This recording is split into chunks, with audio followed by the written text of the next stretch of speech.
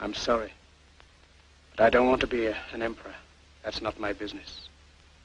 I don't want to rule or conquer anyone. I should like to help everyone if possible. Jew, Gentile, black man, white. We all want to help one another. Human beings are like that. We want to live by each other's happiness, not by each other's misery. We don't want to hate and despise one another. In this world, there's room for everyone, and the good earth is rich and can provide for everyone. The way of life can be free and beautiful, but we have lost the way. Greed has poisoned men's souls, has barricaded the world with hate, has goose-stepped us into misery and bloodshed. We have developed speed, but we have shut ourselves in. Machinery that gives abundance has left us in want. Our knowledge has made us cynical, our cleverness hard and unkind. We think too much and feel too little. More than machinery, we need humanity. More than cleverness, we need kindness and gentleness. Without these qualities, life will be violent, and all will be lost.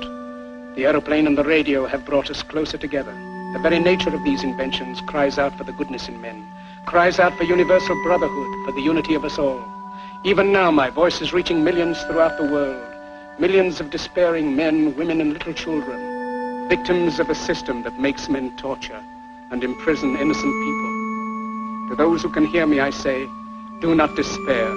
The misery that is now upon us is but the passing of greed, the bitterness of men who fear the way of human progress. The hate of men will pass, and dictators die, and the power they took from the people will return to the people. And so long as men die, liberty will never perish. Soldiers, don't give yourselves to brutes, men who despise you, enslave you, who regiment your lives, tell you what to do, what to think, and what to feel, who drill you, diet you, treat you like cattle, use you as cannon fodder. Don't give yourselves to these unnatural men, machine men with machine minds and machine hearts.